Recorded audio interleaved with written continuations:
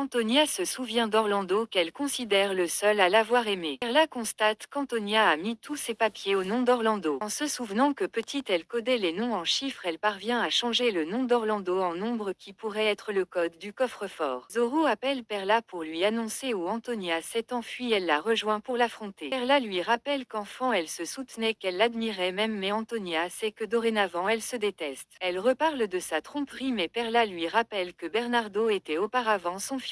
Antonia lui dit avoir voulu se marier pour se sortir de la misère et être aimée quand Perla était celle que tout le monde adorait. Perla lui rappelle qu'elle a vécu dans un bordel et que le malheur d'Antonia sont les conséquences de ses actes. Elle compte se venger pour Yacinta et les deux se promettent de se faire la guerre. Les hommes d'Antonia apparaissent alors et encerclent Perla. Cette dernière remonte à cheval et vise Antonia avec son arme afin de pouvoir partir sans être attaquée. Yacinta vient voir son père en cellule et se réjouit qu'il soit en prison. Bernardo lui demande de lui laisser une place dans la vie de son futur enfant, mais Yacinta lui répond qu'elle le considère comme mort et compte l'oublier. Consuelo et Efren récupèrent Roberto à la sortie du commissariat pour lui apprendre qu'il sait qu'il les espionne et lui demande de les suivre. Yacinta annonce à Pedro vouloir quitter ensemble la ville pour s'éloigner de tous leurs problèmes familiaux. Pedro lui demande si elle compte le dire à sa mère, mais Yacinta la trouve trop préoccupée par sa vengeance. Pedro la soutient dans sa décision d'avoir une nouvelle vie ensemble. L'avocat de Bernardo lui dépose un sac contenant les affaires qu'il lui a demandées. Roberto est attaché dans le coffre de la voiture d'Efren à qui il a indiqué la cachette de Maximo. Il l'y trouve effectivement, mais ce dernier leur tire dessus. Ils partent à sa poursuite. Roberto arrive à se détacher et sort de la voiture. Efren et Maximo se battent. Maximo arrive à mettre en joue Efren. Consuelo hésite à tirer. Roberto arrive. Consuelo lui tire dessus, ce qui laisse le temps à Maximo de partir en récupérant Roberto blessé. Efren et Consuelo veulent les suivre, mais leur voiture ne démarre plus. À la prison, Perla essaie de joindre Consuelo mais n'y arrive pas. Elle découvre Bernardo pendu dans sa cellule. Elle prévient les gardes qui le détachent. Lucas retrouve son grand-père apathique. Il reconnaît avoir forcé la dose pour se venger de sa volonté de partir avec Pedro. Sans réponse, il s'inquiète mais arrive à réveiller son grand-père. Il remarque que sa chambre a été fouillée par Pedro. Il décide alors de brûler les preuves de son implication dans l'enlèvement de Sofia et Anna. Maximo amène Roberto dans une de ses cachettes. Il pense que c'est Perla qui l'a dénoncé, mais Roberto lui indique que c'est Efren et Consuelo qui l'ont démasqué. Efren remercie Consuelo pour son aide face à Maximo. Il réussit à réparer la voiture, ils se rapprochent et s'embrassent. Ils sont interrompus par Perla qui appelle Consuelo pour lui annoncer le suicide de Bernardo et la fuite d'Antonia et Maximo. Elle leur reproche leur manque d'aide mais consent à les tenir au courant de la suite de son plan. Zoro pense que la mort de Bernardo n'était pas un suicide mais qu'il a pu être provoqué par un policier corrompu comme pour le bœuf. Ramon, le nouvel homme de main d'Antonia, lui annonce que Bernardo n'était pas mort mais qu'il a fini par l'être une fois emprisonné. Elle se souvient qu'il ne l'a finalement jamais aimé. Pedro et Yacinta saluent leur gouvernante Dolores avant leur départ. Pendant le trajet, Pedro reçoit un appel de la morgue à propos de son père. Perla rejoint Contreras et l'avocat de Bernardo qu'elle interroge sur la mort de Bernardo, étant le dernier à l'avoir vu. Lui remet des documents laissés par Bernardo lui permettant d'avoir accès à la salle du coffre-fort d'Antonia.